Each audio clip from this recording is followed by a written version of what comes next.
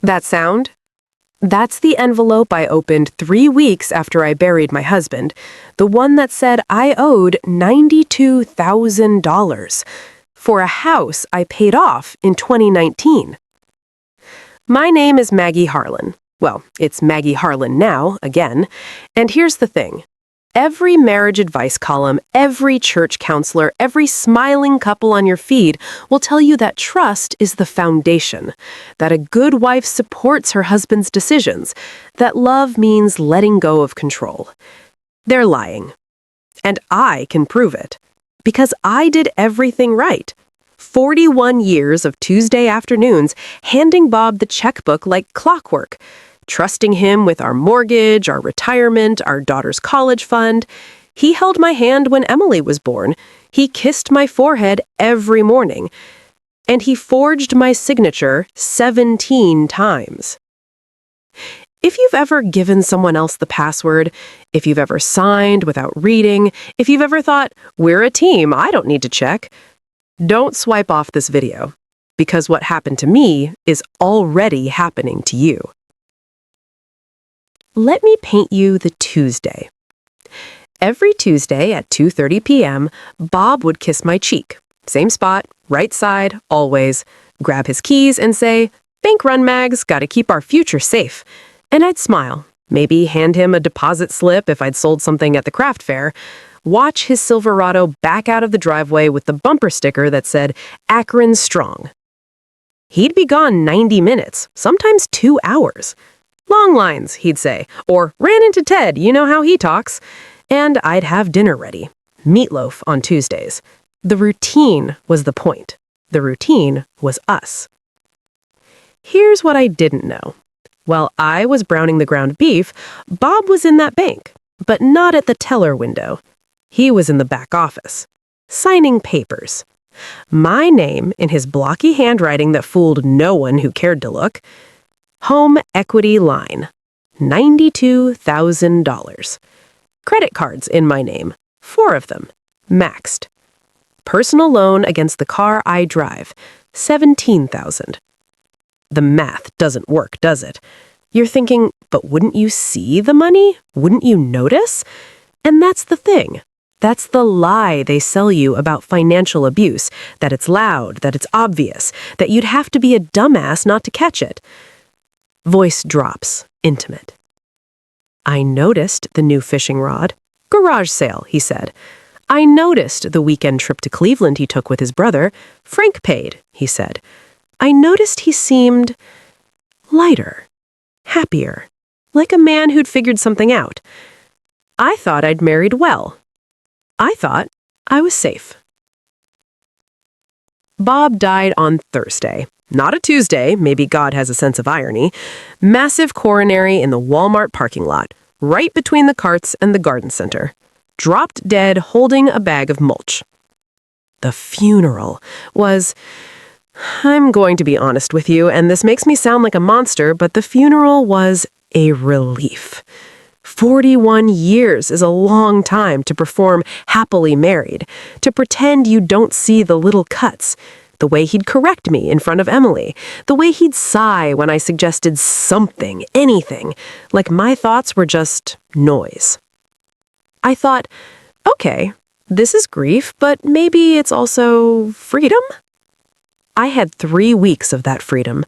3 weeks of sleeping diagonal in the bed, of making eggs for dinner because who cares, of thinking about maybe taking that pottery class I'd mentioned in 1987 and he'd laughed at.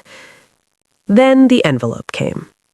White, business-sized, from Great Lakes Regional Bank, the place where Bob had kept our future safe every Tuesday for 4 decades. I opened it, standing in the kitchen. Same spot where I'd browned beef every week, where I'd been safe. Immediate action required. Home equity line. Default notice. My hands were shaking so hard the paper was rattling. And here's where your brain does this thing, this survival thing, where it tries to make sense of the impossible. I thought, mistake, wrong address, computer glitch. Bob would have told me. Bob would have... There was a second page. My signature. Except it wasn't my signature. It was his version of my signature. The capital M too tall. The A in Maggie always gets a little loop. Mine does. His didn't. 17 times? I counted later, after the panic attack, after I threw up in the kitchen sink, after I called the bank and the woman on the phone said in this bored, dead voice, "Ma'am, you were married. His debts are yours. That's how it works." 17 forged signatures. 17 Tuesdays where he came home and kissed my cheek and I made meatloaf and we were fine. So when I see these YouTube channels, when I see these smiling couples talking about financial transparency and trust-building exercises and communication is key, I want to reach through the screen and shake them. Because I communicated, I trusted, I built. And he stole everything while I was browning the goddamn beef. This isn't a story about a bad marriage. This is a story about what happens when you follow every rule, do everything right, and the trap was built into the blueprint all along. And if you're sitting there thinking, that'll never happen to me, or I'd notice, or my partner would never, that's exactly what I thought on Tuesday, 2:30 p.m. for 41 years. So yeah, let me tell you what actually happened. Not the pretty version, not the version where love conquers all. The version where the bank sends repo men to your paid-off house and your daughter sides with her dead father's ghost, and you have to stand in a courtroom and prove you're not the dumbass everyone thinks you are. Let's start with the ritual. The ritual. That's what Bob called it the first time back in 1983. We just bought the house. $47,000, which felt like monopoly money to two kids barely out of their 20s. I was pregnant with Emily, sick every morning, and Bob sat me down at this same kitchen table and said, "Mags, I need you to trust me with something." He had this folder, brown accordion type, the kind your dad kept tax papers in. Inside, our mortgage documents, the checkbook, a yellow legal pad with numbers and columns I didn't understand. "Every Tuesday," he said, "I'm going to handle our money. The bills, the savings, all of it. You focus on the baby, on making this house a home. That's your job. This," he tapped the folder, "this is mine." And I melted. You have to understand the year, the culture. My mother had just spent 3 decades asking my father for grocery money every Friday, standing there like a child with her hand out. I thought Bob was protecting me from that humiliation. Thought he was saying, "You're my equal. I've got this burden. You're free." I thought I'd won the husband lottery. So, Tuesday became sacred. I'd hear his truck start at 2:30, always 2:30, never 2:25, never 2:35, and I'd watch from the kitchen window. Blue Silverado with the rust spot over the rear wheel well he kept saying he'd fix. He'd check his mirrors twice, adjust the rear view even though it was never crooked, then back out slow, deliberate, like he was leaving for war, not the bank 3 miles away. The house would get this quiet. Not peaceful quiet, held breath quiet. Like the walls were waiting with me. I'd start dinner prep even though it was only 2:30. Peel potatoes, season the meatloaf, set the table for 3, then 2 after Emily moved to Columbus. Fold the cloth napkins into triangles because Bob liked triangles, not rectangles. Said rectangles were sloppy. And I'd wait. 90 minutes became my clock. I'd think, he's parking now. He's waiting in line now. He's talking to Margaret at the teller window. She's worked there since Reagan. Bob always requested her. He's depositing that check from my craft booth. He's checking our balance. He's making sure we're safe. Safe. That word did heavy lifting in my brain. Here's what actually happened on those 90-minute Tuesdays, and I didn't learn this until week 2 of the legal nightmare when my lawyer subpoenaed the bank records. 2:42 p.m. Bob parks. Not at the front, at the side entrance, by the loan department. 2:57, he enters through the side door. Margaret, the teller, never sees him. He's got an appointment. 2:50, meeting with Dennis Klausing, loan officer. Same guy, every Tuesday, for 6 years. They're on first-name basis. Dennis calls him Bobby, makes jokes about the Browns, slides papers across a desk that smells like old coffee and fake leather. 3:15, Bob signs. Or rather, Bob signs my name, Maggie with the too tall M, and then his own, neat as you please, right on the guarantor line. 3:20, Bob stops at the bathroom, washes his hands, checks his teeth in the mirror, practices his smile, the one he'll give me when he walks through the door. 3:35, he goes to the front, chats with Margaret, deposits my craft check, the one real transaction, gets a lollipop from the bowl on her desk. Cherry. Always cherry. 4:10, home. Kissed cheek. Long lines, Mags.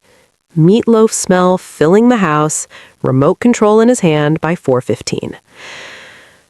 But I didn't know that story yet. All I knew was the waiting, the triangle napkins, the relief when his headlights swept across the living room wall at 4:10, the way my shoulders would drop when I heard his keys in the door. Pavlov did this to dogs, rang a bell, gave them food, and their bodies learned to respond before their brains caught up. That was me. Tuesday at 2:30, ring, and my entire nervous system would go into good wife mode. Make it nice, make it easy. Don't ask where he went, or why it took so long, or why he needs 90 minutes for a bank deposit when I can do it in 12. Don't ask. That was the real ritual. You're doing it, too, aren't you? Maybe it's not Tuesday. Maybe it's Friday night when your partner handles the bills in the office with the door closed. Maybe it's the passwords you don't have, the bank statements that come in your partner's email, not yours, the credit card you're joint on but never see the statement for. Maybe it's the little phrase, "I've got this, babe, don't worry about it." And maybe you feel grateful, like someone's taking care of you, like not knowing is the same thing as being protected. That's the con. That's the trap that every advice column and every marriage counselor and every goals couple on Instagram is selling you. They call it trust. They call it partnership. They call it letting go of control issues. I call it Tuesday at 2:30, and it cost me everything I thought I owned. Want to know the most terrifying part? I loved those Tuesdays. Loved the routine, the predictability, the feeling that someone else was holding the weight of our future so I didn't have to. I'd hear that truck start and I'd think, thank God I married a man who takes care of business. Even near the end, especially near the end, when Bob would come home looking lighter, almost giddy, smelling like cologne he didn't wear that morning, I'd think, he must have gotten us a good interest rate. He must have moved money into savings. He's proud of taking care of us. Proud. He was proud, all right. Proud he'd pulled it off again. Proud that Margaret gave him a lollipop and I gave him meatloaf, and nobody asked to see the papers in that accordion folder. The folder I found in the safe deposit box, box 847, I'll never forget that number, had 41 dividers, one for each year. Neat as a scrapbook. Documents in chronological order, my forged signature getting better and confident as the years went on. Like he was practicing. Like he was my art project. So yeah, the Tuesday ritual. The thing that made me feel safe. Let me tell you what happened when I finally looked inside that folder, when I stopped browning the beef and started reading the papers. That's when the fear really started. The papers I'm talking about, the ones that made fear real, those came later. First came the casket. Bronze finish, closed lid, because Bob's face had done that thing faces do when the heart explodes mid-parking lot. The funeral director kept calling it viewing complications, like Bob was a Netflix show with buffering issues. I stood there in my black dress from Kohl's, the one I'd bought for his mother's funeral 8 years back, still fit, thank God for small mercies, and I felt nothing. Not grief, not love, not even angry yet. Just this hollow, papery feeling, like someone had scooped out my insides with a melon baller, and I was supposed to stand upright anyway, smile at the neighbors, accept casseroles, play widow. Emily was crying. Real tears, the kind that make your face splotchy and your breathing hiccup. She'd flown in from Columbus with her fiancé Derek. Nice kid, works in IT, has opinions about cryptocurrency I don't understand. Derek kept his arm around her shoulders while she sobbed into his dress shirt, and I remember thinking, she loved him more than I did. That thought should have made me feel guilty. It made me feel relieved. The service was at First Methodist, where Bob had gone exactly 12 times in 41 years, Christmas Eve, funerals, and that one Easter I insisted. Pastor Jim did the eulogy, reading from note cards Bob's brother Frank had written because I couldn't do it, wouldn't do it. Robert was a devoted husband, a loving father, a man who worked hard and provided for his family. Lies. All of it, lies. But that's what funerals are, right? Collaborative fiction. Everyone agrees to pretend the dead person was better than they were so we can all feel okay about the wasted years. I sat in the front pew with Emily weeping on my left and Frank stiff as cardboard on my right, and I counted ceiling tiles. 43. 43 tiles between me and God, who apparently thought this was a good time to take Bob before I found out what Bob had done. Timing. God's got jokes. The burial was worse. Not emotionally worse. Emotionally, I was still made of paper and melon baller holes. But socially worse. Because that's when everyone wanted to touch me, pat my shoulder, squeeze my hand, whisper things like, he's in a better place, and at least he didn't suffer. At least he didn't suffer. I wanted to scream, wanted to grab them by their funeral-appropriate blazers and shake them and say, do you know what it's like to spend 41 years as a supporting character in your own life? Do you know what it feels like to realize you're relieved your husband is dead? But I didn't. I nodded. I said, thank you for coming. I ate triangle sandwiches at the reception in the church basement that tasted like paste and regret. And then Cousin Rita cornered me by the coffee urn.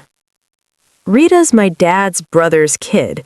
We're not close, but we're family in that Midwest way where you see each other at funerals and pretend you'll do lunch sometime.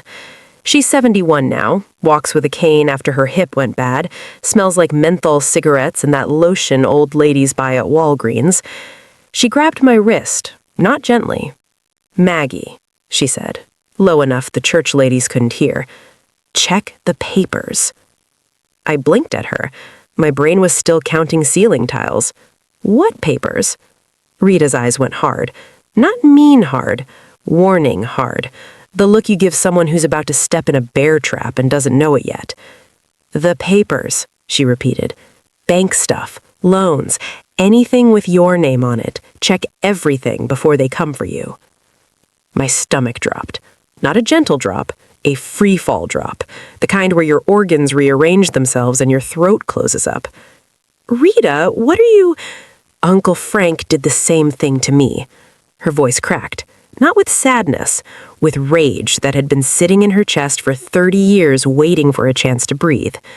Took loans against the farm, forged my signature on the tractor lease. By the time he died, I owed $90,000 to John Deere alone. The coffee urn behind us made that gurgling sound they make when they're empty. Someone laughed across the room, probably at one of Frank's fishing stories. Life was happening. Normal, casserole-eating, funeral reception life. And Rita was telling me my life was about to end. I couldn't breathe. The church basement was too hot, too small, too full of people who thought this was just a normal funeral where the widow would grieve normally and then move on normally, and everything would be fine. But I didn't sign, I started. Rita laughed, bitter, sharp, the kind of laugh that cuts. Neither did I, honey. Neither did I. Doesn't matter. You were married. The law sees you as one person. His debt is your debt. His lies are your problem now. She let go of my wrist. There were red marks where her fingers had been. Check the papers, she said again. Then louder, putting on her funeral voice. So sorry for your loss, Maggie. Bob was a good man. And she walked away. Cane tapping on the linoleum, menthol and Walgreens lotion fading into the crowd. I didn't believe her. That's the thing you need to understand. Standing there with triangle sandwiches and sympathy cards and Emily still crying in Derek's arms, I didn't believe Rita. I thought she was bitter, confused, mixing her story with mine because old people do that, right? They see patterns that aren't there. They project. Bob wasn't Uncle Frank. Bob was careful, responsible. Every Tuesday for 41 years, he'd handled our money and we'd been fine. We owned our house, had savings. I'd seen the bank statements. Well, no, I hadn't seen them, but Bob had told me about them, and that was the same thing, wasn't it? Wasn't it? I made it through the rest of the reception, hugged people, accepted more casseroles than one woman could eat in a year, promised I'd call if I needed anything, knowing I wouldn't, knowing nobody actually wants you to call. Emily and Derek drove me home. The house felt wrong. Too big, too quiet. Bob's recliner still had the dent from his body. His coffee mug was still in the sink from Thursday morning, the morning he'd kissed my cheek and said, "Bank run later, Mags," and then drove to Walmart for mulch and died between the carts in the garden center. I washed that mug, dried it, put it in the cabinet with the others, then went upstairs, took off the Coles dress, put on my nightgown at 6 p.m. like an old woman giving up, and thought, tomorrow I'll feel it. Tomorrow the grief will come and I'll cry and this will all make sense. The envelope came 3 weeks later. White. Business size. Great Lakes Regional Bank logo in the corner, blue and green, trying to look trustworthy, trying to look like somewhere you'd keep your future safe. I opened it standing in the same spot where I'd washed Bob's final coffee mug. Immediate action required. Home equity line of credit. Default notice. And that's when the paper and melon baller feeling turned into something else. Something sharp. Something that tasted like cat food and sounded like Rita's cane tapping away from me in that church basement, leaving me with a warning I'd ignored because I thought my marriage was different. It wasn't different. That's the lie. That's the thing they don't tell you when you stand at the altar and promise for richer or poorer. They don't tell you that poorer might mean your husband made you poor on purpose, that till death do us part might mean death is when you finally see what the part really cost. Rita ate cat food for 20 years. 20 years of paying off Uncle Frank's fishing boat and his bar tabs and whatever else he'd signed her name to while she was making dinner and trusting him to handle the money. And I stood there holding that envelope, thinking about Tuesday rituals and bronze casseroles, and how relieved I felt that Bob was gone. And I realized relief was early. The fear was just starting. Starting it meant calling the bank. Not the next day, not even that week, because here's what panic does to your brain. It freezes you, makes you think if you don't look at the problem, maybe it'll evaporate. Maybe it's a computer error. Maybe Bob had a secret account somewhere that'll cover this and you'll feel stupid for doubting him and everything will reset to normal. Except nothing was normal. I couldn't sleep in our bed anymore. His side still smelled like his Old Spice deodorant and something else, something sour I couldn't identify. I moved to Emily's old room, the one with the twin bed and the faded Backstreet Boys poster she'd refused to take down. Spent 3 nights staring at Nick Carter's face, holding that default notice, reading it over and over like the words might rearrange themselves into something that made sense. Home equity line of credit. $92,000. Originated 2019. Missed payments 4. Outstanding balance with fees, $97,340. We'd had the mortgage burning party in 2019. Bob had bought champagne, the cheap kind from Walgreens, but still. We'd stood in the driveway and burned the final mortgage statement in a metal trash can while the neighbors watched and clapped. I remembered thinking, we're finally free, finally safe. He'd taken out a loan against the house the same month. 4th night, I called. Monday morning, 9 a.m. sharp, because I'd worked myself into enough rage to actually press the numbers. The hold music was jazz. Smooth, insulting jazz, like the bank was trying to calm me down before destroying my life. Great Lakes Regional, this is Pam. How can I provide excellent service today? Pam sounded 23, perky, like she'd never received a default notice in her life. I need to speak to someone about a home equity line I didn't take out. My voice came out strangled, too polite. I was still trying to be nice about my own financial murder. Oh, let me just pull up your account. Can I have your name and social? I gave it to her, heard her keyboard clicking, then silence. Long silence. Ma'am? Pam's perkiness had evaporated. I'm going to transfer you to our loan resolution department. More jazz. 5 minutes of it. I stood at my kitchen window, the same window I'd watched Bob's truck back out of every Tuesday, and counted cars passing on the street. 12. 12 cars full of people who weren't on hold with their bank finding out their dead husband had destroyed them. This is Dennis Klausing, a senior loan officer. Mrs. Murphy? Dennis. The name from Bob's appointment records I didn't know about yet. The man who'd slid papers across a desk for 6 years while I browned beef 3 miles away. There's a mistake, I said. No hello, no pleasantries. This loan, I didn't...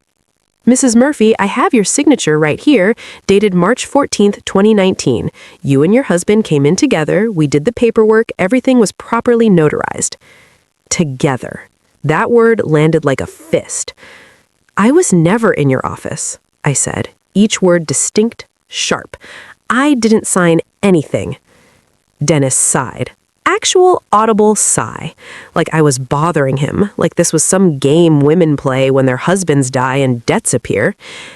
Ma'am, we have protocols, ID verification, notarization. I remember you. Brown hair, glasses, quiet. Your husband did most of the talking, but you signed right there on page 12. I watched you do it. Brown hair, glasses, quiet. I don't wear glasses.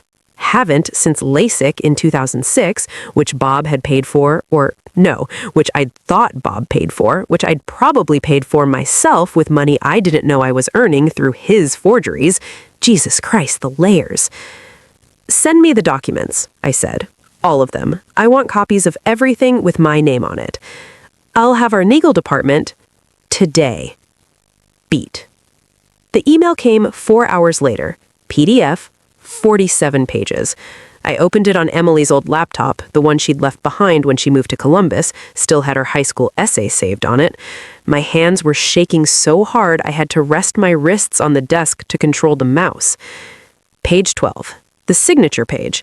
There was my name, Maggie Murphy. Black ink, notary stamp right next to it. Date, March 14th, 2019. The signature was wrong. Not wrong like a forgery you'd see in a movie, wrong in tiny ways, intimate ways, ways only I would notice because I'd been signing my name for 62 years. The M was too tall, too aggressive. My M curves soft at the top like a hill. This M had sharp peaks, like Bob's handwriting, like mountains. The A had no loop. I always loop my A. Always, since 3rd grade when Mrs. Henderson taught us cursive and I decided loops made me fancy. The G was too large, bloated, like whoever wrote it was trying to take up space, be confident, be convincing. I scrolled down. Page 15. Another signature. Initial here for terms and conditions. Same wrong M. Same loopless A. Page 23. Guarantor signature. Wrong again. I pulled up my own documents, the real ones, the ones I actually signed, our marriage certificate, Emily's birth certificate, my driver's license renewal from 2022. Held them up to the screen. Night and day. My real signature was smaller, rounder, feminine in a way I'd never thought about before because it was just mine. The forgeries were masculine, aggressive, taking up space that wasn't theirs. Bob had studied my handwriting, practiced it, got better at it over 41 years until he could walk into a bank with a notary and a loan officer and be me on paper well enough that nobody questioned it. Case in a lock. Vault door. The safe deposit box was Dennis's idea. Ma'am, if you're questioning the signatures, you should check your safe deposit box. Most couples keep their financial documents there. Maybe there's something that'll clarify. I don't have a safe deposit box. Box 847, open 1983, annual fee charged to your checking account every January. The year we bought the house, the year the Tuesday ritual started. 41 years of annual fees I'd never seen, paid from the account I'd never checked, for a box I didn't know existed. I went the next morning. Tuesday. Of course it was Tuesday. The bank was the same building Bob had driven to every week for 40 decades. Brown brick, blue and green logo, American flag out front that needed replacing. The stars were faded, the stripes were frayed. How many times had I driven past this building on my way to the grocery store or the craft fair or anywhere and never once thought to go inside? Margaret, the teller, recognized me from the funeral. Her face went soft, sympathetic. "Oh, honey, I'm so sorry about Bob. He was such a sweet man. Always took his cherry lollipop, never complained about the wait. I need to access safe deposit box 847. Her sympathy flickered. Confusion replaced it. "Oh, yes, of course. Let me just pull up your account. Can I have your name and social?" I gave it to her, heard her keyboard clicking. Then silence. Long silence. "Ma'am?" Pam's perkiness had evaporated. "I'm going to transfer you to our loan resolution department." More jazz. 5 minutes of it. I stood at my kitchen window, the same window I'd watched Bob's truck back out of every Tuesday, and counted cars passing on the street. 12. 12 cars full of people who weren't on hold with their bank finding out their dead husband had destroyed them. "This is Dennis Klausing, senior loan officer. Mrs. Murphy?" Dennis.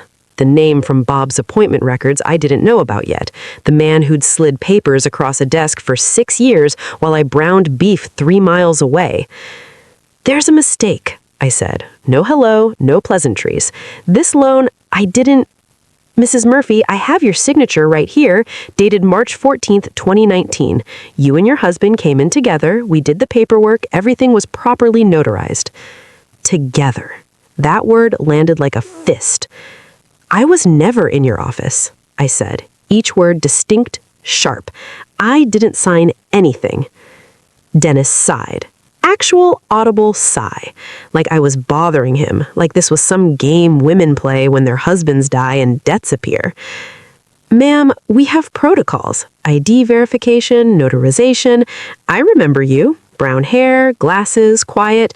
Your husband did most of the talking, but you signed right there on page 12. I watched you do it." Brown hair, glasses, quiet. I don't wear glasses. Haven't since LASIK in 2006, which Bob had paid for, or no, which I'd thought Bob paid for, which I'd probably paid for myself with money I didn't know I was earning through his forgeries. Jesus Christ, the layers. "Send me the documents," I said. "All of them. I want copies of everything with my name on it. I'll have our legal department today." Beat. The email came 4 hours later. PDF, 47 pages. I opened it on Emily's old laptop, the one she'd left behind when she moved to Columbus, still had her high school essay saved on it. My hands were shaking so hard I had to rest my wrists on the desk to control the mouse. Page 12. The signature page. There was my name, Maggie Murphy. Black ink, notary stamp right next to it. Date, March 14th, 2019. The signature was wrong. Not wrong like a forgery you'd see in a movie, wrong in tiny ways, intimate ways, ways only I would notice because I'd been signing my name for 62 years. The M was too tall, too aggressive. My M curves soft at the top, like a hill. This M had sharp peaks, like Bob's handwriting, like mountains. The folder sat on my passenger seat like a bomb. I couldn't bring it inside. Couldn't face those 41 dividers in the same house where Bob had kissed my cheek every Tuesday before driving off to practice being me. So I sat there in the driveway, engine off, watching my breath fog up the windshield, and thought about Rita. Rita, who'd grabbed my wrist at Bob's funeral. Rita, who'd warned me to check the papers.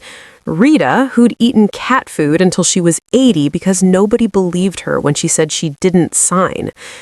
Rita, who I dismissed as bitter and confused. I needed to hear her story, the whole thing, not the 30-second church basement version, but the part she'd been carrying alone for 3 decades, while everyone told her she should have known better. She answered on the 4th ring. Background noise, TV, game show, someone winning a car they'd never afford the taxes on. Rita, it's Maggie. I need to come over. Pause. Then, you checked the papers. I checked everything. How bad? My throat closed. I had to force the words out through gravel and rage. $300,000, 41 years. He practiced my signature on notebook paper before we were even married. Rita made a sound. Not quite a laugh, not quite a sob, something in between that only women in our specific circle of hell could recognize. "I'll put coffee on," she said. Sound transition, door opening, trailer ambiance. Rita lived in a single wide in Cuyahoga Falls, tucked behind a Dollar General in a park that had seen better decades. The trailer had those metal steps that ring when you walk on them, announcing your arrival whether you want to or not. Fake wood paneling inside, smell of instant coffee and something medicinal, maybe the menthol cigarettes, maybe just old age and poverty ground into the furniture. She opened the door before I could knock. Still had the cane, still had that look in her eyes, the one I understood now, the one that said, I survived something nobody believed. "Sit," she said. Not unkind, just direct, pointed at a kitchen chair with duct tape holding the vinyl seat together. I sat. She poured coffee from a Mr. Coffee that looked older than Emily. No cream, no sugar offered. This wasn't that kind of visit. Rita lowered herself into the chair across from me, took a long sip, stared at me over the rim of her mug. Dollar Tree brand, said world's okayest grandma, even though she never had kids. "How much did you bring?" she asked. I blinked. "What?" "Documents, evidence. How much did you bring to show me?" "I left them in the car. I didn't think..." "Go get them." Beat? I did. Brought the whole accordion folder inside, set it on her kitchen table, next to a stack of unopened mail and a pill organizer labeled with the days of the week. Rita opened it, started flipping through the dividers, not reading, just counting. Her lips moved silently. When she reached 1983, the first year, she closed the folder and pushed it back towards me. 41 years, she said. Frank did 32. She got up, slow, the hip made her slow, and opened a cabinet above her refrigerator. Pulled down a shoebox, not accordion folder like Bob had used, just a shoebox, Payless brand, the kind shoes came in before everything got shipped in plastic bags. Inside, yellowed papers, folded and refolded so many times the creases had torn. Newspaper clippings, court documents, a photo of a farm I didn't recognize. White house, red barn, cows in a field that looked like a postcard of someone else's life. "That was mine," Rita said, tapped the photo. 200 acres, dairy cows. I was the 4th generation on that land. My great-grandfather cleared it with a mule and a prayer. She pulled out a document. Loan application, John Deere, tractor financing, Rita's signature at the bottom. Except it wasn't Rita's signature, even I could tell. Too masculine, too confident. Same problem as mine. Frank liked poker, she said, flat, factual, like she was reading from a script she'd performed 1,000 times in her head. Not casino poker, the kind where you lose to your friends and feel stupid asking for the money back. He'd go Tuesday nights. Tuesday? My stomach dropped. Rita looked at me, held my eyes. Always Tuesday. Funny how that works, isn't it? Like they all went to the same school. How to Erase Your Wife 101, Tuesdays at 7. Bitter laugh. She kept going, voice steady now, detached, the way you tell a story when it stopped being your life and started being a warning label. He'd come home smelling of beer and cigars and losing, but Frank was cheerful about it, you know? Just bad luck. Next week I'll win it back. And I believed him, because what else was I supposed to do? Divorce him for being unlucky? She pulled out another document. Title loan on the truck. Another forged signature. Then it was the tractor. Need a new one, Rita. The old one's shot. Made sense. Tractors wear out. I said fine. Except I didn't say it. He said it for me. Signed my name right there in the dealer's office while I was home milking cows. Another document. Home equity line. Same story. By the time Frank died, stroke, right there in the barn, face down in the hay, I owed $90,000. And here's the thing nobody tells you. She leaned forward. Her coffee mug was shaking now. Not her hands, her entire body vibrating with rage that hadn't diminished in 30 years.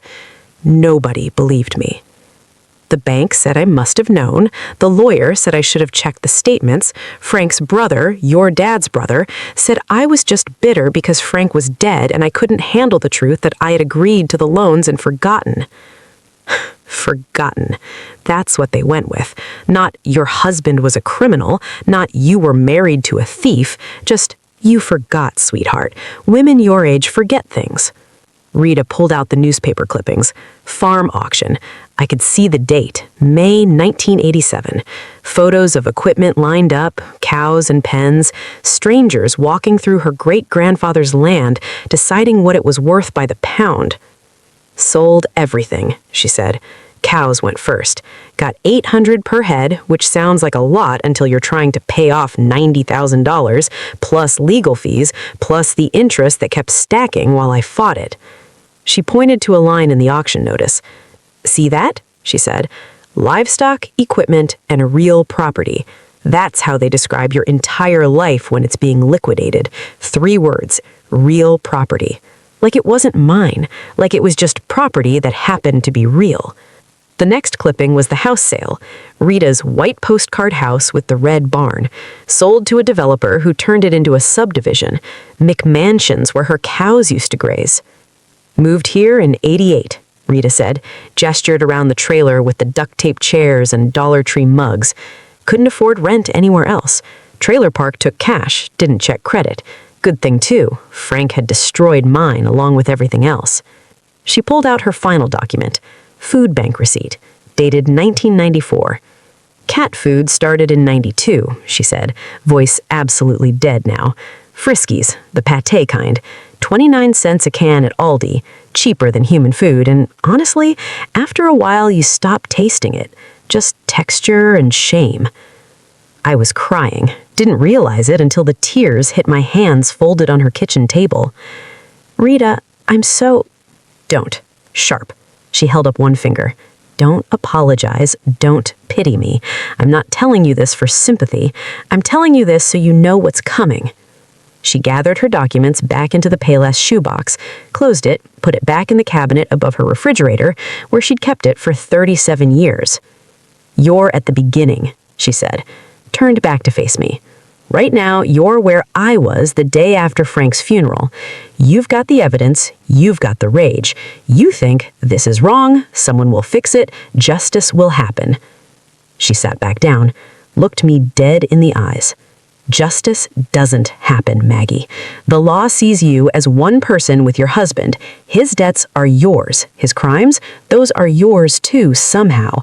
And everyone, the bank, the lawyers, your own family, they'll find a way to make it your fault. But I didn't sign. Doesn't matter.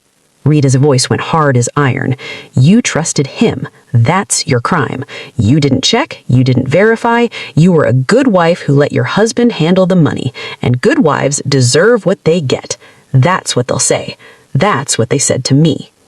She pointed at her pill organizer. I'm 71 years old. I worked as a Walmart greeter until I was 69 because Social Security plus cat food didn't cover the electric bill. My hip went bad from standing on concrete for 8-hour shifts. I got no savings, no retirement, no nothing. Rita leaned back. The chair creaked. That's your future if you don't fight harder than you've ever fought for anything in your life. Silence. Heavy, crushing silence. I looked down at Bob's accordion folder. 41 dividers, 41 years of Tuesday rituals and forged signatures and trust that had been weaponized against me. Then I looked at Rita's trailer, the duct tape chair, the Dollar Tree mug, the cabinet where she kept her Payless shoebox of evidence that nobody had believed. This was the timeline. This was what happened when you did everything right, trusted your husband, made meatloaf on Tuesdays, and thought you were building a life together. You ended up here, 71 years old, in a single-wide, still vibrating with rage over a theft that happened in 1987, still trying to warn women who wouldn't believe you until it was too late. Rita's palm was still warm on mine when I left. Fight like your life depends on it. Those words played on loop during the drive home, repeated themselves in time with the broken white lines on Route 8. Fight, fight, fight, like a heartbeat, like a war drum, like something I didn't know how to do after 62 years of being nice. The accordion folder rode shotgun again. I'd buckled it in this time. Stupid, probably, but I couldn't risk it flying around if I had to brake suddenly. Couldn't risk losing the only proof that I wasn't crazy, wasn't confused, wasn't just a bitter widow making problems out of grief. My house looked different when I pulled into the driveway. Same beige siding, same black shutters Bob had painted in 2003, same flower beds I'd weeded every Saturday for 4 decades, but now it felt like a stage set, a fake house in a fake life where I'd been playing a role I didn't audition for. Emily's car was in the driveway. My stomach clenched. She had a key. Of course she had a key. She'd grown up here. But I hadn't expected her. Hadn't prepared for this conversation. Wasn't ready to fight my own daughter on top of everything else. But Rita's voice, fight like your life depends on it. I grabbed the folder and went inside. Emily was in the kitchen, my kitchen, making coffee in my Mr. Coffee with Bob's favorite mug already on the counter, the one that said "World's Best Dad," that I'd washed the day he died and put away and thought I'd never have to see again. She'd brought Derek. He stood awkwardly by the refrigerator, hands in his pockets, looking like he'd rather be anywhere else. Smart kid. "Mom," Emily turned. Her eyes were red. She'd been crying. "We need to talk." "I know," I said, set the folder on the table. Same table where Bob and I had eaten dinner for 41 years, where he'd told me about his day, the fake version, while I cleared plates and felt grateful to have a man who handled things. Emily stared at the folder like it might explode.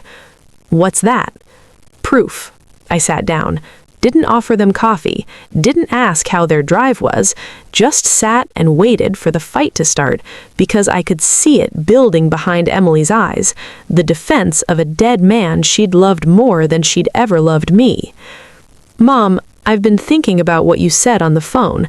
Good, then you had time to process. And I think you're wrong." Beat. The words landed like a slap, clean, sharp, stunning. "Wrong," I repeated, flat, testing the word. Emily pulled out a chair, sat across from me. Derek stayed standing, still by the refrigerator, looking increasingly uncomfortable. Smart kid. "Dad wasn't perfect," Emily said, slow, like she was explaining something to a child. "Dad wasn't a criminal. He wouldn't forge your signature. He wouldn't lie to you for 41 years. That's insane, Mom. I have the documents. You have documents that you think are forged. She leaned forward. Her voice got softer, more patronizing. Mom, you're grieving. You've been through a trauma. Sometimes trauma makes us see patterns that aren't there, makes us need someone to blame. Emily, I cut her off, cold. Your father practiced my signature on notebook paper before we were married. I found it in a safe deposit box I didn't know existed. He's been forging my name since 1983. Or, Emily said, and here's where I saw it happen, saw her choose her dead father over her living mother. Maybe you forgot you signed things. Maybe Dad was protecting you from stress, and you're misremembering. I don't wear glasses. Silence. What? Emily blinked at me. The loan officer, Dennis Klausing, he said I came into the bank in 2019, said I had brown hair, glasses, was quiet, let Bob do the talking. I pulled out the 2019 document, slid it across the table. I got LASIK in 2006, haven't worn glasses in 18 years. Emily stared at the paper. I watched her brain trying to make the math work, trying to find a way for her father to still be the hero. Maybe he misremembered. Dennis remembered wrong, but Bob's signature is perfect. Dennis remembered wrong, but the notary stamp is real? Dennis remembered wrong, but somehow I owe $92,000 on a house I paid off. Mom, you're being paranoid. I'm being accurate. I opened the folder, started pulling out documents, stacked them on the table between us. 2024, 2023, 2022. Forged signatures, every one. Look at the M. Look at the lowercase a. That's not my handwriting. That's your father's version of my handwriting. Emily didn't look, kept her eyes on me.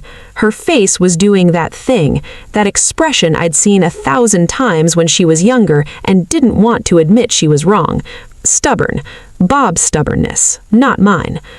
Why would he do that? Asked Emily. What reason would Dad have to take out loans in my name? It doesn't make sense. It doesn't has to make sense to you. It just has to be true. But Dad loved you. Did he?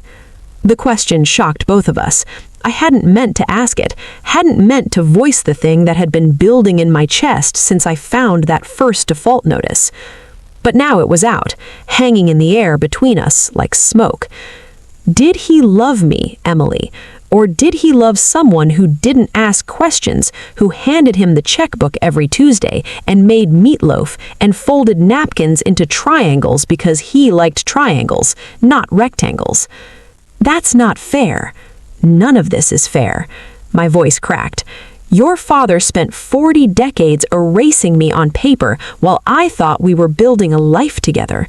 He practiced my signature. He lied to bank officers. He opened a safe deposit box the year you were born and filled it with evidence of fraud, and I didn't know. I trusted him, and trusting him is going to cost me everything. Emily stood up abruptly. I can't listen to this. She was crying now, full tears, the kind that make your face blotchy. You're talking about Dad like he's some kind of monster, and he's dead, Mom. He can't defend himself. He can't explain.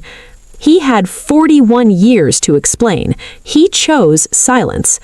Because there was nothing to explain. Because you're wrong. I'm not wrong. I stood up too. The folder spilled, documents scattered across the kitchen floor. 41 years of Bob's Tuesdays and Emily's abandonment and phone calls from banks that wanted money I didn't owe for debts I didn't make with signatures that weren't mine but somehow were legally mine because I'd made the mistake of marrying a man who viewed for richer or poorer as I'll make us poorer and you'll pay for it. Derek cleared his throat. Maybe we should stay out of this, Emily and I said simultaneously. He went quiet.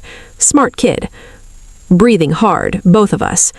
Emily bent down, started gathering the papers, not to help me organize them, to prove me wrong. She read the first one, then the second, studied the signatures. I watched her face, watched the moment she saw what I'd seen, the wrong M, the loopless A, the forgery, and watched her choose not to believe it. These could be mistakes, bank errors, or maybe Dad was covering for you. Covering for me? You don't remember things sometimes, Mom. You forgot my birthday last year. Because your father died the week before and I was planning his funeral. Or maybe you've been forgetting for a while and Dad was protected you. Maybe he signed your name because you couldn't, because you were sick, because... Emily, stop. But she couldn't stop, wouldn't stop, because stopping meant accepting that her father had been a criminal, that the man she'd eulogized at his funeral was also the man who'd practiced my signature on notebook paper, that love and theft could coexist in the same person. Mom, I think you need to see someone, a doctor or a therapist, someone who can help you process this grief in a healthy way, instead of inventing conspiracy theories about Dad. Get out. Emily froze. What? Get out of my house. I kept my voice low, steady, the way you do when you're so angry that loud would be dangerous. You're calling me crazy. You're saying I'm too stupid to know my own handwriting. You're choosing a dead man's reputation over your living mother's sanity. I won't stand here in my own kitchen, the kitchen where I made meatloaf every Tuesday while your father destroyed me, and let you tell me I'm imagining it. Long pause. Emily's face did something complicated. Hurt and anger and stubbornness all fighting for space. She grabbed her purse.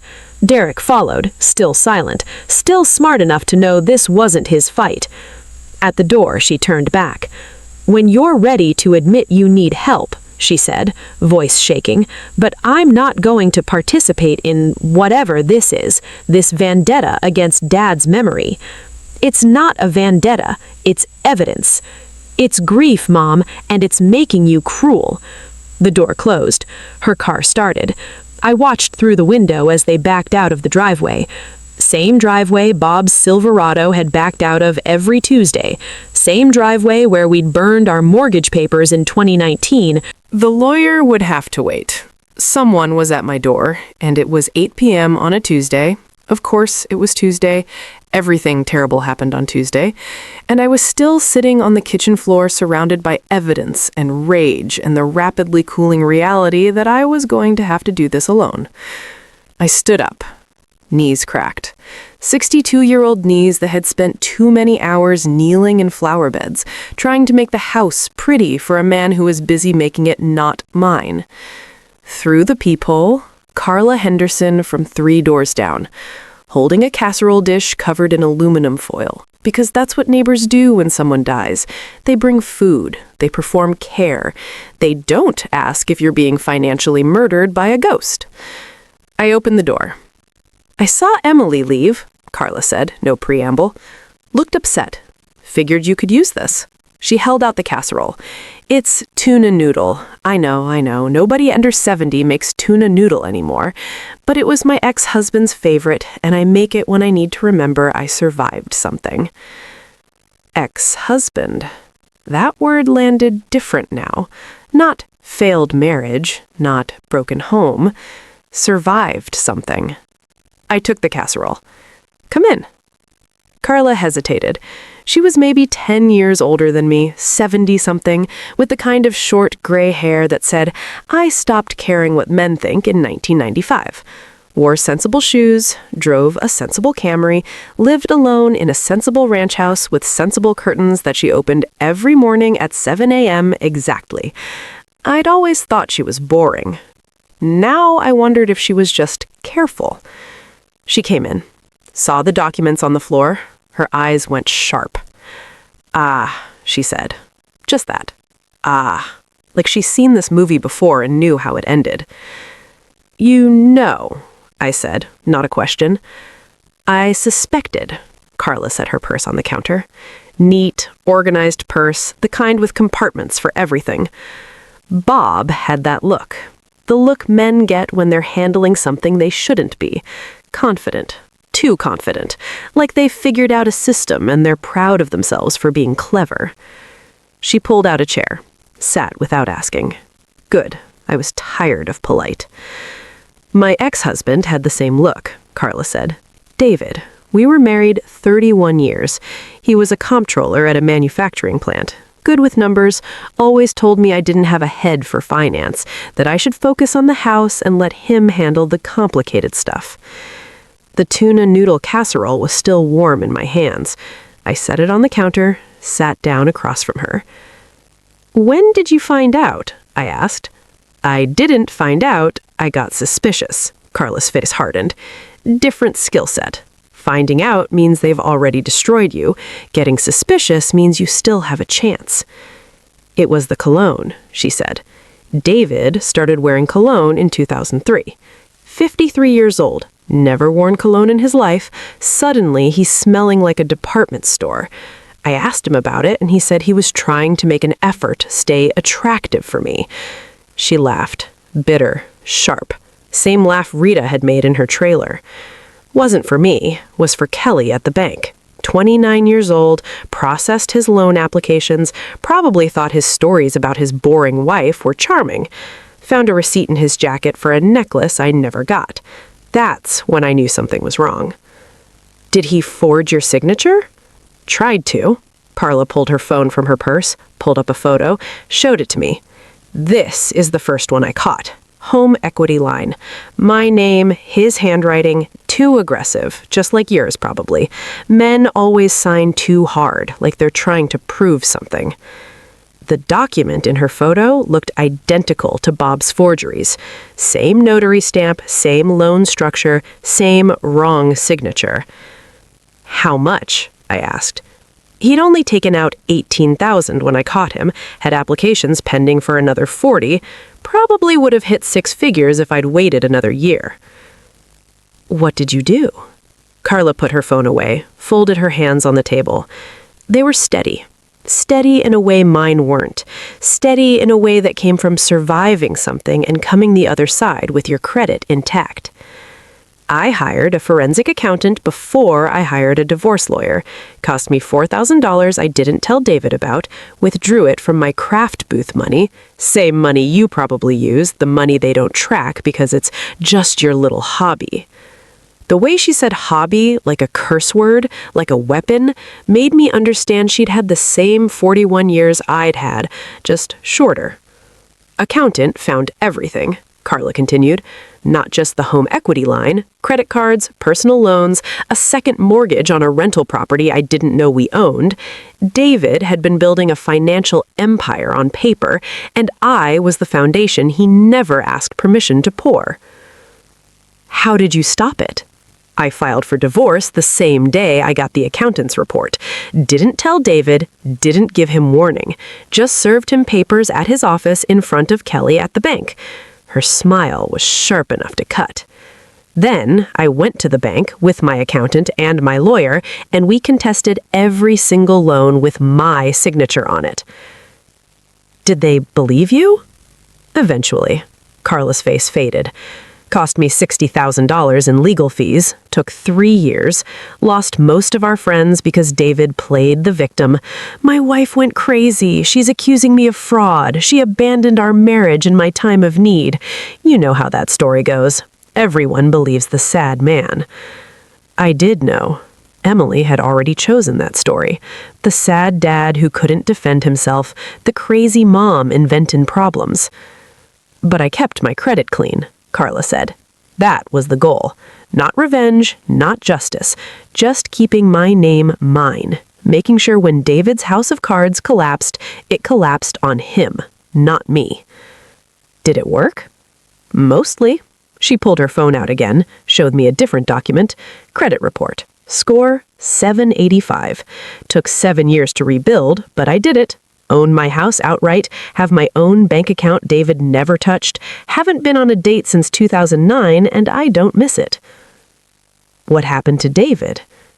Carla's face went cold. Bankruptcy, Kelly left him when the money dried up. Shocking. He lives in a studio apartment in Barberton now, works at Home Depot, 64 years old, wearing an orange apron explaining drill bits to contractors. She stood up, smoothed her sensible cardigan. I'm not telling you this to make you feel better. I'm telling you this so you know it's possible to get out, to fight, to keep your credit and your sanity when everyone's telling you you're crazy for not trusting your husband. But you caught it early, I said, heard the desperation in my voice. You had 18,000, not 300.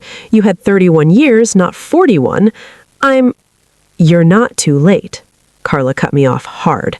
You're just later, which means you'll have to fight harder, be meaner, make more people uncomfortable. Your daughter will hate you for a while, maybe forever. Your friends will choose Bob's memory over your reality. The bank will make you prove you're not complicit in your own destruction.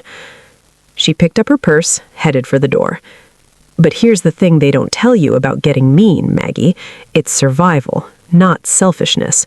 You're not being a bad wife by protecting yourself from a dead thief. You're being smart. Finally, after 62 years of being good. I divorced David in 2006, 55 years old, married half my life, thought I'd die as Mrs. Henderson, signed my maiden name back at the courthouse and cried in my car for an hour because I thought I was a failure. Carla turned, looked at me straight on. Best thing I ever did. Only regret is I didn't do it sooner, didn't trust my gut when the cologne started, didn't listen to that voice that said something's wrong, because listening would mean being difficult, and difficult wives don't get casseroles when their husbands die. She opened the door. Night air came in. Cold. January cold, the kind that makes you feel alone. You've got a choice, Carla said. You can be the woman who trusted wrong and lost everything, like Rita, or you can be the woman who fought back and kept her name, like me. There's no third option, no work it out or find a compromise when you're fighting a ghost who left you holding 41 years of debt. The tuna noodle is good cold. Trust me, you'll be eating it at 2 a.m. when you can't sleep because your brain keeps replaying every Tuesday for 41 years looking for the sign you missed. Carla left. The door closed. I stood there, holding a casserole dish and watching her sensible Camry back out of my driveway, headlights sweeping across the same driveway Bob's truck had backed out of every Tuesday, and I thought, she got out. Carla saw the cologne and the necklace receipt and the wrong signature, and she got out. 55 years old, scared, probably feeling like a failure, probably hearing everyone tell her she was throwing away a good marriage over paranoia, and she saved herself. Rita didn't get out. Rita fought after the fact and lost everything and ate cat food until she was 80. Carla got out. Carla fought during the theft and kept her credit and lived alone in a sensible house with sensible curtains and a 785 credit score. 2 timelines, 2 warnings, 2 versions of what happened when you married a man who thought your signature was his to practice. I wasn't Rita. Not yet. Still had a house, even if it was half foreclosed. The list sat on my refrigerator for 3 days. Held there by a magnet shaped like a sunflower. Bob had bought it at a craft fair in 2012, said it reminded of me. Cheerful, bright, easy to stick somewhere and forget about. I stared at that sunflower every morning while the coffee brewed and thought about ripping it off the fridge and throwing it away. But I didn't, because letting Bob keep even the magnets felt like losing. Day 1 after Carla's visit, I called 6 forensic accountants. 5 didn't return my calls. The 6th, a woman named Sharon Voss, who worked out of a strip mall office in Cuyahoga Falls, said she could see me next month. Next month, I'll be homeless, I told her. She fit me in Thursday. Day 2, I researched lawyers, found one who'd handled a forgery case in Cleveland 3 years back, Barbara Yoon, 40-something, sharp haircut, looked mean in her website photo. Good. I needed mean. Left her a voicemail that was probably too long, too desperate, definitely too honest about the cat food and the tuna noodle and the accordion folder. She called back in 20 minutes. Bring everything, she said, and I mean everything. Every document, every statement, every piece of paper with your name on it. If your husband sneezed on a napkin, bring that too. Day 3, I organized, made copies of the 41 dividers, scanned every document, created a spreadsheet. Me, Maggie Murphy, who hadn't touched a spreadsheet since Excel was invented, learning formulas at 11 p.m. because the bank was coming for my house and I needed to prove I could count. The math was worse than I thought. Not just 300,000, 374,000 when you added the interest and the fees and the penalties for Bob being dead and me being slow to notice. $374,000 for a crime I didn't commit with a signature I didn't write. Thursday came. Sharon Voss's office smelled like copy toner and old carpet. She was maybe 50, glasses on a chain, the kind of woman who probably counted paper clips for fun. Perfect. I gave her the folder. She opened it, started reading, didn't say a word for 15 minutes while I sat there sweating in a plastic chair that squeaked every time I breathed. Finally, your husband was methodical. Is that good or bad? For you? Good. Methodical means patterns. Patterns mean proof. Sharon pulled out a magnifying glass, an actual magnifying glass like she was Sherlock Holmes, and studied one of the signatures. See this? The pressure here? That's masculine handwriting. Women sign lighter, less pressure. Your husband was literally pressing harder trying to be you. Can you prove it? In court? Maybe. To a bank? Harder. Banks don't like admitting they accepted forged documents for 41 years. Makes them look incompetent. Sharon closed the folder. This is going to cost you $20,000, maybe more if they fight hard. My stomach dropped. I don't have $20,000. Then get a loan. I can't get a loan. My credit is destroyed by... I stopped, gestured at the folder. By this. Sharon took off her glasses, cleaned them with her shirt, put them back on. Then you're going to lose your house, she said. Flat. Matter of fact. Like she was telling the weather. You can write you a report documenting the forgery. It'll be airtight, professional, admissible in court. But if you can't afford a lawyer to actually fight with it, the bank will foreclose anyway and you'll be Rita. Rita, eating cat food, 71 in a single wide. How long do I have? Until foreclosure? 27 days, based on the notice you showed me. Sharon pulled out a business card. This is Barbara Yoon. She's who you need. Tell her I'm doing the forensic work. She'll give you a payment plan, probably. Maybe. I called Barbara from my car in the strip mall parking lot, explained the timeline, the 27 days, the $374,000, the fact that I had maybe $4,000 in savings that wasn't already earmarked for not starving. I take contingency cases, Barbara said, but only if I think we can win, and only if you're willing to get uncomfortable. Uncomfortable how? The bank is going to call you a liar. They're going to say you knew, that you consented, that you're just a bitter widow trying to get out of debt by blaming a dead man. They're going to make you prove you weren't complicit in your own destruction. I can prove it. Proving it and surviving proving it are different things, Barbara said. I had a client 2 years ago, similar case. She was right, had all the evidence. Husband had forged her name for a decade. Judge ruled in her favor. So she won? She won the case, lost her son. He sided with his dead father. Hasn't spoken to her since. Barbara paused. Still think you want to do this? I thought about Emily, about Derek standing awkwardly by my refrigerator, about the world's best dad mug and the way my daughter had chosen her father's ghost over my reality. I already lost my daughter, I said. Might as well keep the house. Barbara laughed. Short, sharp, approving. Okay, I'm in. Meet me at my office tomorrow at 9 a.m. Bring Sharon's report when it's done. And Maggie? Yeah? Get ready to be called a dumbass. That's their favorite word for women like you.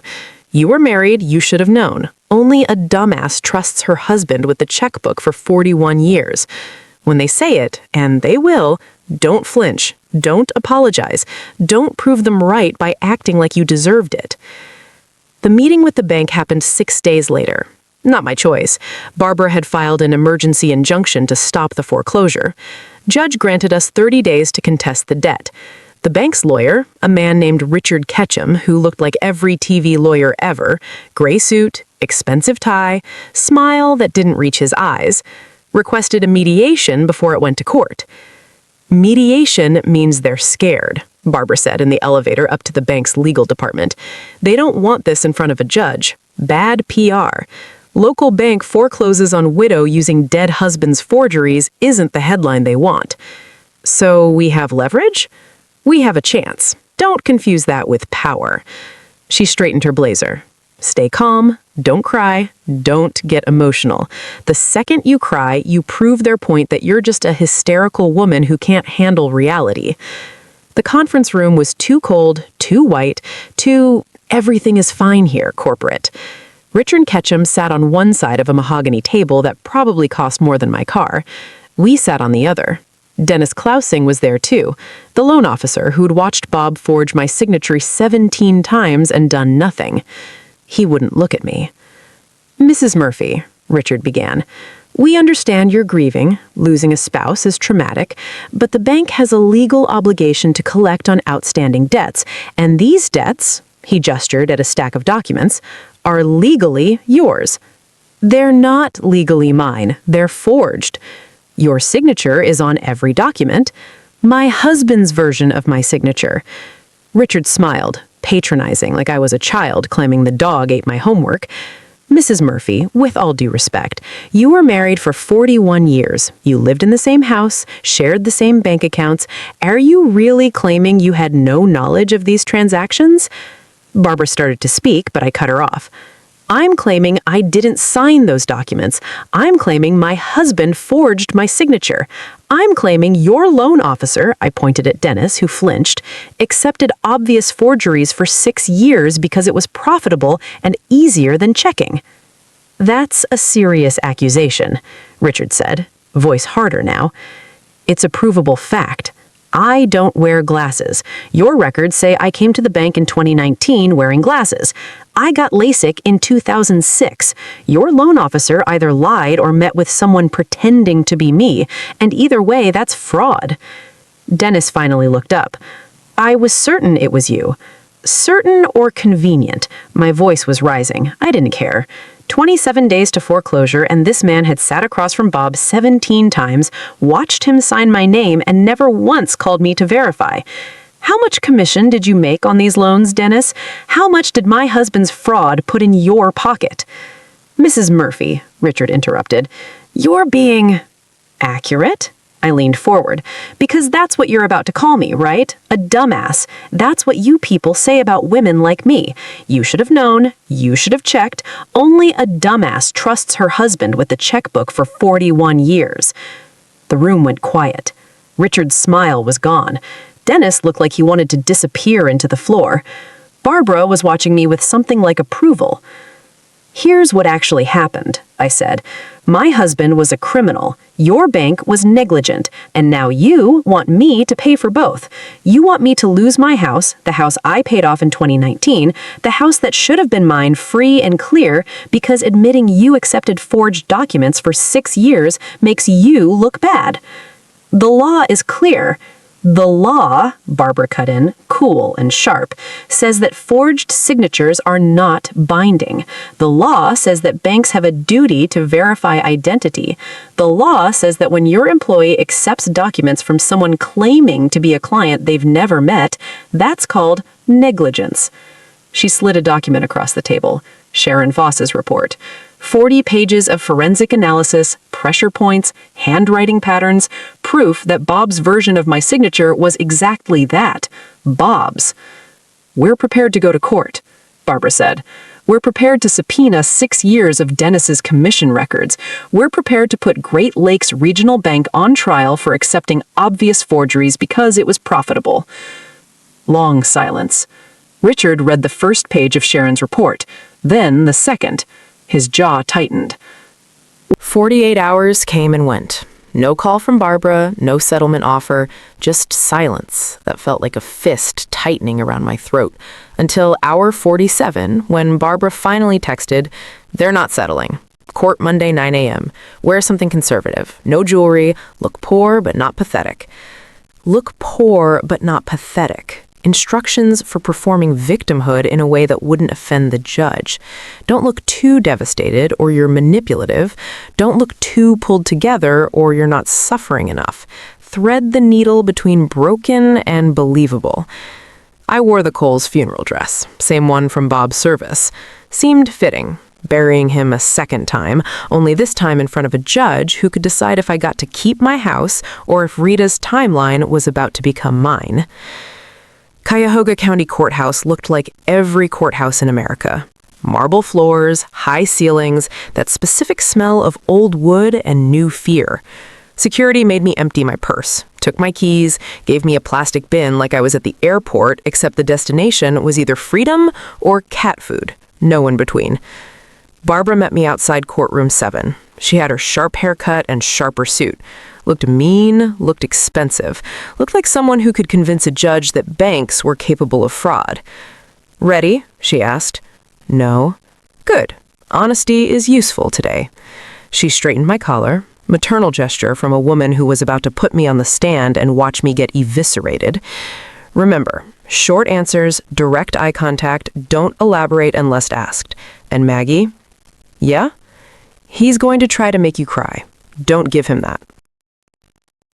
The courtroom was smaller than I expected, contained. The kind of small that makes you feel like everyone's staring, and they're supposed to be staring, that's the point, but knowing doesn't make it easier. Barbara approached first. "Mrs. Murphy, how long were you married to Robert Murphy?"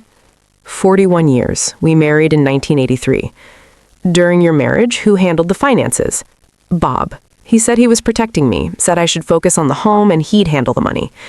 "Did you ever see bank statements?" "No." "Credit card bills?" "No." "Loan documents?" "Not until after he died." Barbara walked to her table, picked up the accordion folder. "Your Honor, I'd like to enter Excerpt A, Mrs. Murphy's husband's safe deposit box contents. 41 years of financial documents." She opened it, started pulling out papers, laid them on a projection screen for the judge to see. My forged signature, over and over, blown up 10 feet tall for everyone to witness. "Mrs. Murphy," Barbara continued, "is this your signature?"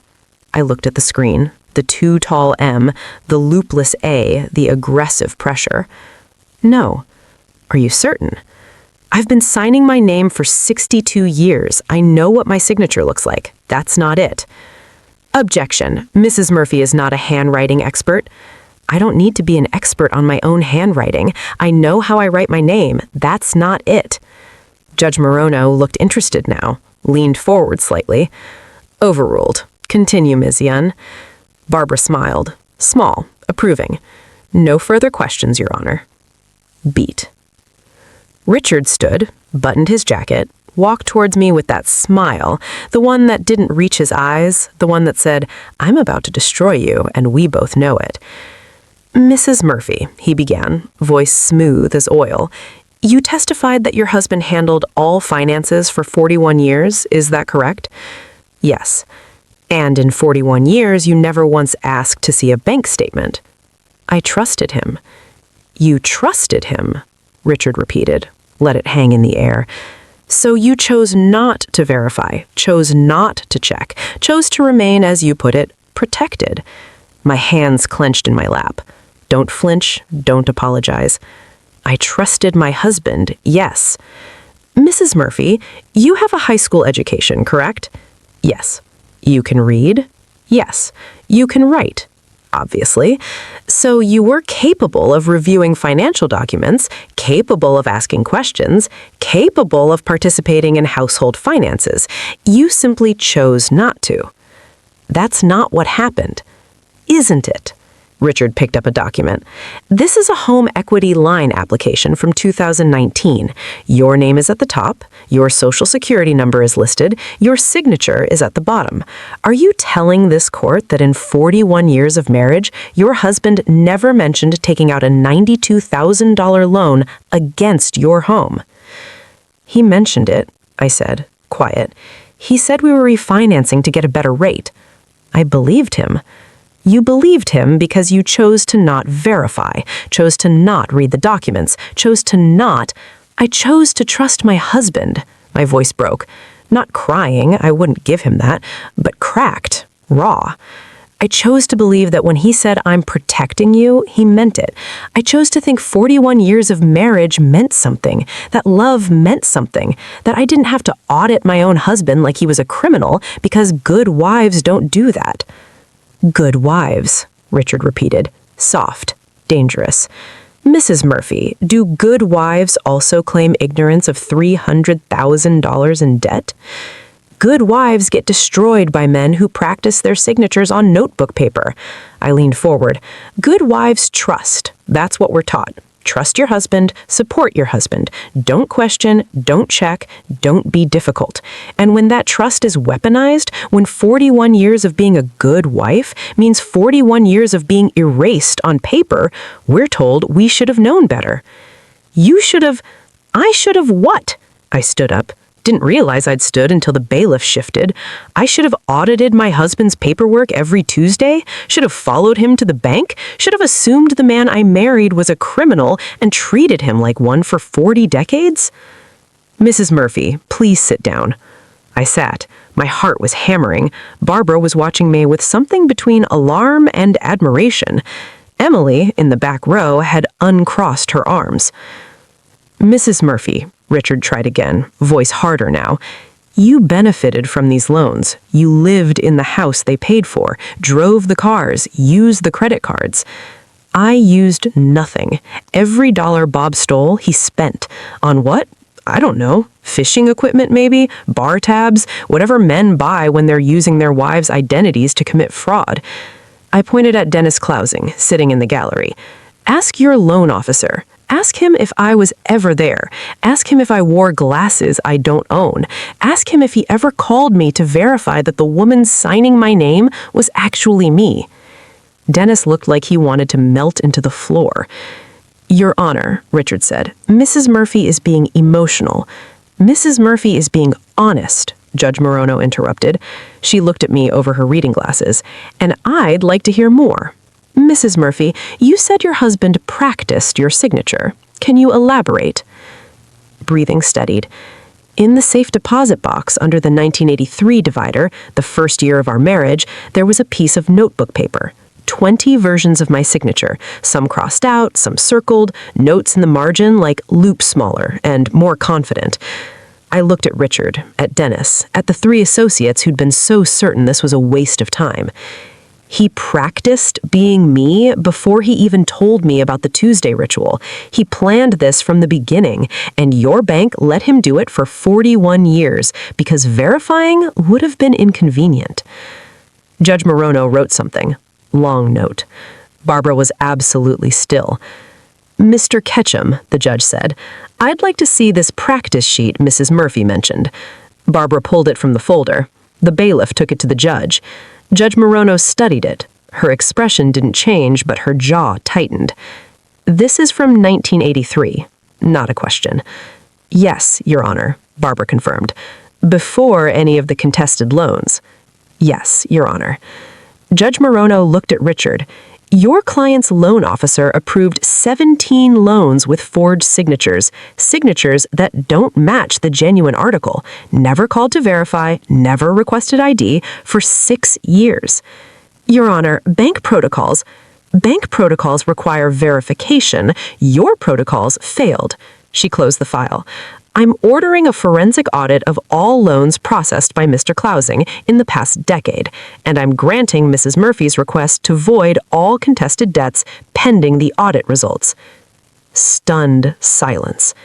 Your Honor, Richard started, the bank will comply or I'll find them in contempt. Mrs. Murphy, you're free to go. I'll issue a written order by end of week. Gavel. The sound echoed. Final. Real. Barbara grabbed my arm, keeping me upright because my knees had gone liquid. You did it, she whispered. You won. But I wasn't looking at Barbara. I was looking at Emily. She was crying, standing in the back row, tears streaming down her face, staring at me like she was seeing me for the first time in 62 years. Not as mom, not as Bob's wife, not as the woman who made meatloaf and folded napkins into triangles. As Maggie, who'd fought, who'd gotten mean, who'd refused to be the dumbass they wanted her to be. Emily mouthed, "I'm sorry." And for the first time since Bob died, since that first default notice, since 48 hours turned into courtroom testimony, I believed I might actually survive this. Emily's apology hung in the air like smoke. 2 words, mouthed, not spoken. "I'm sorry." Tears still wet on her face. Standing alone in the back row while everyone else filed out, the law students, the court watchers, Richard Ketchum and his 3 expensive associates who looked like they'd bitten into something rotten. Barbara was packing up her briefcase, efficient, professional, already moving on to the next case, the next client, the next woman who'd need to prove she wasn't complicit in her own destruction. "The written order will come by Friday," she said. "After that, you'll need to contact the credit bureaus, dispute every mark, send them copies of the judge's order. It'll take 6 months minimum to clean up your credit, but it'll be clean, actually clean." I nodded, heard the words, couldn't quite process them because Emily was walking toward me now, slow, hesitant, like approaching something that might bite. "Mom," she said, voice wrecked. "Can we talk?" Barbara looked at me, raised an eyebrow. Silent question, "Do you want backup?" I shook my head. "Give us a minute?" Barbara left, squeezed my shoulder on the way past. The courtroom emptied, just me and Emily, and 41 years of choosing wrong between us. Silence. Heavy, breathing silence. "I didn't believe you," Emily said. Started with confession, not excuse. Smart. "In the kitchen, when you showed me the papers, I thought you were, I don't know, confused, grieving, making Dad into a villain because being angry was easier than being sad. And now I heard you testify, heard you explain the practice sheet, saw the judge's face when she looked at those signatures." Emily's voice cracked. "Dad did that. He actually did that. To you. For 41 years? I wanted to hug her, wanted to say it was okay, we'd be fine, we'd move past this, but I'd spent too many years making things easy for people who should have had to sit with hard. "Yes," I said instead. "Yes, he did." Emily sat on the courtroom bench. "Derek and I have been fighting," she said, looking at her hands, not at me, "about you, about Dad. He kept saying, 'Your mom wouldn't lie about this.' And I kept saying, 'She's not lying, she's just wrong.' And then last night," she pulled out her phone, opened her banking app, turned it toward me. "Credit score, 542. My stomach dropped. What happened? I don't know. I checked yesterday after Derek and I fought, and my score had dropped 200 points. So I called the credit card company, and they said I had 4 cards I didn't know about. Capital One, Discover, Chase, and some weird one from a bank I've never heard of." My hands went numb. Emily. They all had Dad as a cosigner, or at least they thought they did, except the signatures look wrong, too confident, too aggressive, like... Her voice broke completely. "Like he practiced mine, too." "When did they open?" Emily scrolled through her phone. "First one, 2019, right after I got engaged. Dad said he wanted to help me build credit for the wedding, asked for my social security number to add me as an authorized user on his card." "And you gave it to him?" "He was my father." Emily looked at me, eyes red, face blotchy. "He walked me down the aisle. He cried during the father-daughter dance. He told me he was proud of me. And the whole time, he was opening credit cards in my name?" I thought about Bob at Emily's wedding, how he'd held her hand during the dance, how he'd smiled in all the photos, how I'd watched from my table and thought, he loves her so much. Same way he'd held my hand during Emily's birth. Same way he'd kissed my cheek every Tuesday. Same way he lied with his whole body for 4 decades, and we'd all believed him because the alternative, that he was a thief who viewed love as access, was too terrible to accept. "How much do you owe?" I asked. $37,000. Emily laughed, hollow, broken. 37,000 at 34. Credit score 542. But I've been yelling at you for 2 weeks about Dad's memory, about giving him the benefit of the doubt. And he got me, too. I'm the next one, the next Rita, except I'm starting at 34 instead of 57. Did he get Derek? Emily shook her head. Derek's parents handled their finances, never gave Dad their information. I used to think they were paranoid, cold. Now I think they were just smart. She put away her phone, sat there on the courtroom bench, shoulders shaking, crying the way she'd cried at Bob's funeral when she thought she was losing her father and didn't know she'd lost him decades earlier. Lost him to poker games or bar tabs or whatever Bob had spent our combined identities on while we made meatloaf and planned weddings and thought trust was the foundation of family. "I'm sorry," Emily said again, out loud this time. "I called you crazy. I said you were making it up. I chose Dad over you, and I'm—" She couldn't finish, just cried harder. Long pause. I put my arm around her, pulled her close. She leaned into me the way she used to when she was little and scared of thunderstorms, when Mom could fix anything just by being there. But I couldn't fix this. Couldn't undo her 542 credit score. Couldn't give her back the father she thought she had. Couldn't even promise the judge would void her debts like the way she'd voided mine, because Emily was 18 when the first card opened, legally an adult, legally capable of consenting, even if she didn't know what she was consenting to. "It's not your fault," I said, quiet, firm. He was methodical. Patient. He waited until you were engaged, until you needed good credit, until asking for your social security number seemed helpful instead of predatory. "How did you survive this?" Emily looked up at me, mascara running.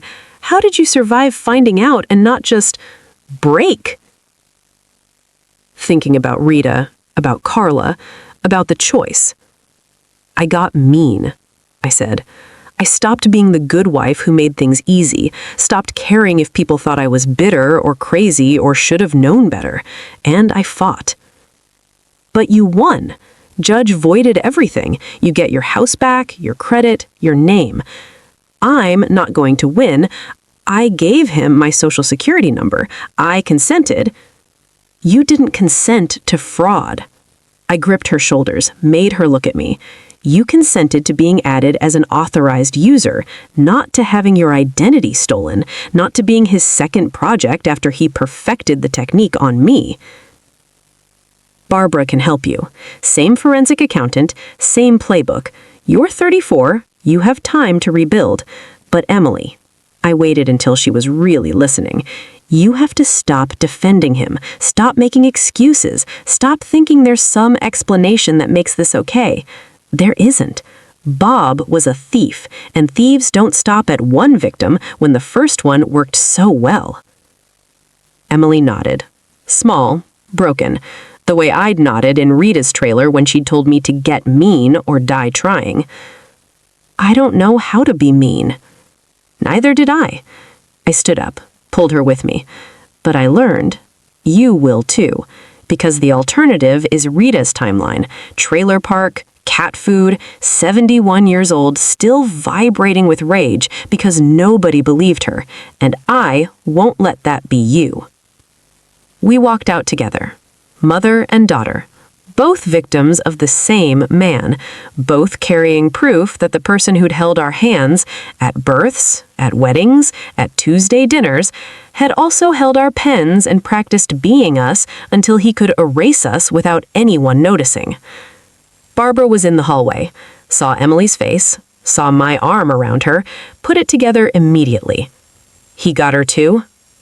4 credit cards, $37,000, starting in 2019. Barbara pulled out her phone, started typing. I'll have Sharon call her. We'll run the same forensic analysis. If the signatures are forged, and I'm guessing they are, we can contest them. It'll be harder because Emily was 18 when she gave her social, but we can argue undue influence, parental manipulation, financial abuse that started when she was a minor, through the wedding assistants. Will it work? Emily asked, small, scared. Worked for your mother, Barbara said.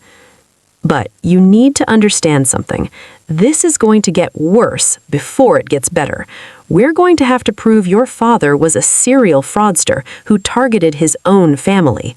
We're going to have to air every piece of dirty laundry, every lie, every forged signature, and people are going to judge you, both of you, for not catching it sooner. Let them judge, I said. We survived Bob. We can survive their opinions. Barbara smiled, that sharp, mean smile that said she'd picked the right clients. Okay then. Emily, I'll email my intake form. Get it back to me by Friday, and start gathering every document with your father's name on it. Everything. Emily nodded, wiped her face, looked at me. Can I come over tonight? I don't want to go home to Derek yet. Don't want to explain. Just want to sit in silence and eat tuna noodle casserole at 9 p.m. like traumatized people? Yeah, that. I'll heat some up. Harlan's. The name felt strange in my mouth after 41 years of Murphy. Like trying on clothes from before you had children. Technically, they still fit, but your body remembers different. Emily came over that night like she'd promised, brought an overnight bag and red eyes and her laptop with every document she could find that had Bob's name on it. We sat at the kitchen table, the same table where I'd served meatloaf every Tuesday, where Emily had done homework, where Bob had kissed my cheek before leaving to commit fraud, and we started building her case. This one, Emily said, pointing at a Capital One application. I never saw this. Dad said he'd handle the paperwork. I just gave him my social, and he said he'd add me as an authorized user. Same pattern, same method, same Bob, who'd studied my signature in 1983, had simply waited for Emily to turn 18 to expand his operation. He was patient, I said, not defending him, just stating fact. That's what made him good at it. He didn't rush, didn't get sloppy, just waited for the right moment when asking felt helpful instead of predatory. Emily looked at the practice sheet I'd brought home from court, Bob's 20 attempts at my signature. Do you think he practiced mine too? Probably. Somewhere. Maybe in a drawer at his office we haven't found yet. I don't want to find it, Emily said. I don't want to see him trying to be me the way he tried to be you. I just want it gone. Want him gone. Want to stop being the woman whose father stole her credit score before she even knew what credit meant. Then we make you Harlan, I said. New name, new identity, new start. Can you do that? Just change your name and walk away? Yes. I pulled up the courthouse website on my phone. Petition for name change. Costs about $200, takes 6 weeks. You fill out a form, show up to court, explain why you want the change, and the judge signs off, unless there's a legal reason not to. Emily stared at the form. What do I say? My dead father destroyed my credit, so I want his name gone?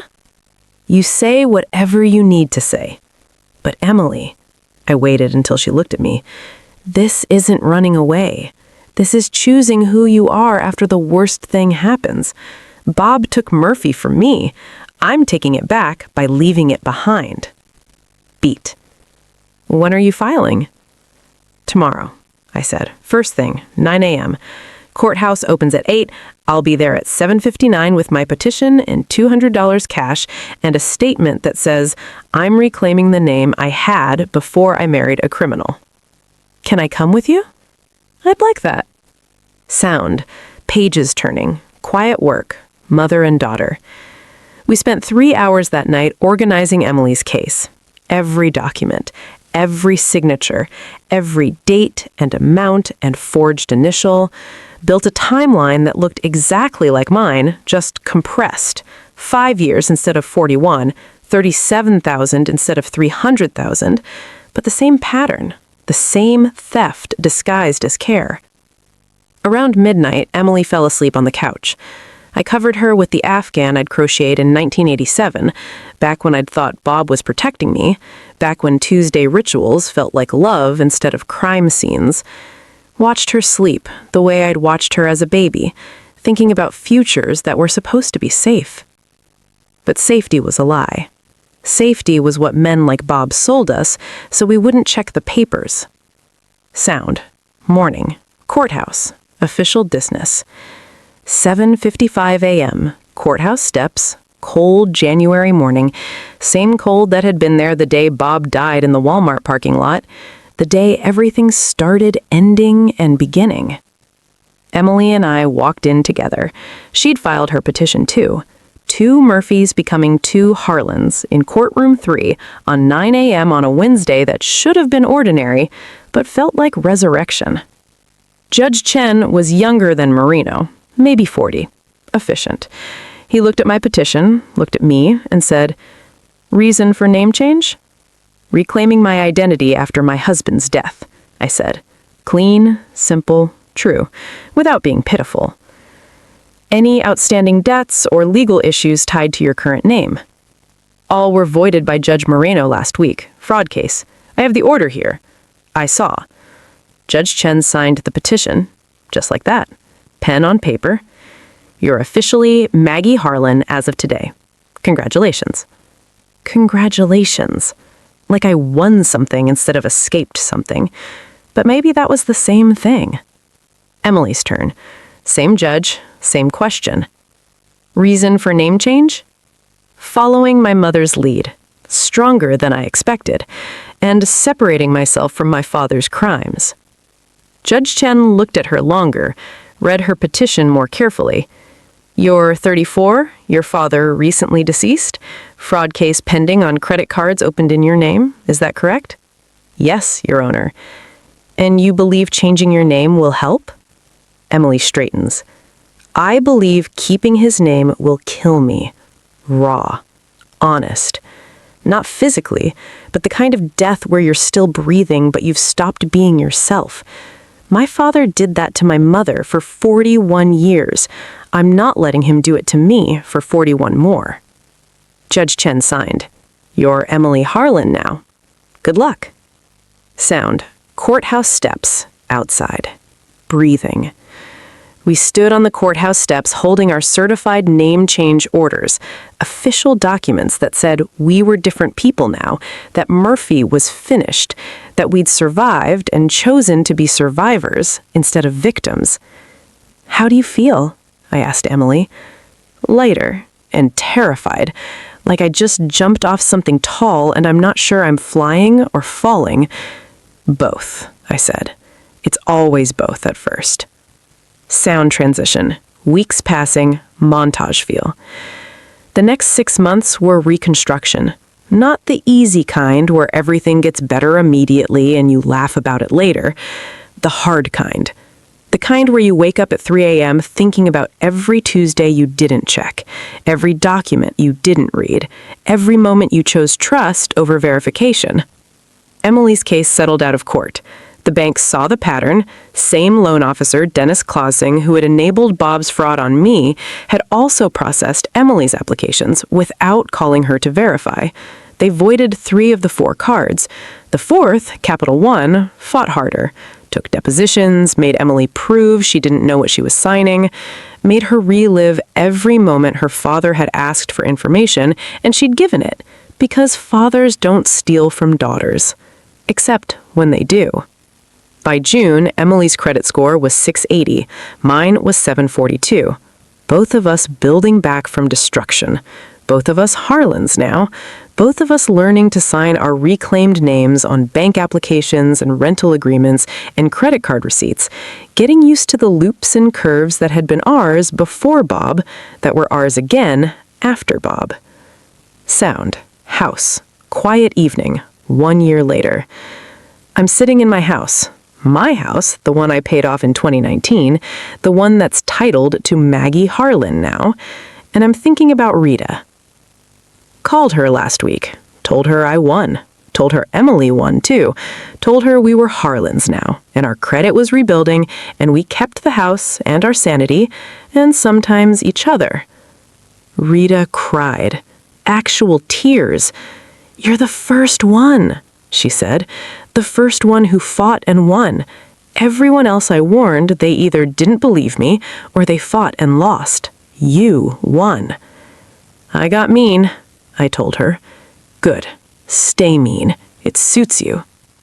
So, here's what I need you to understand, whoever's watching this, whoever's nodding along thinking, "That's terrible," or "That won't happen to me," or "My partner would never."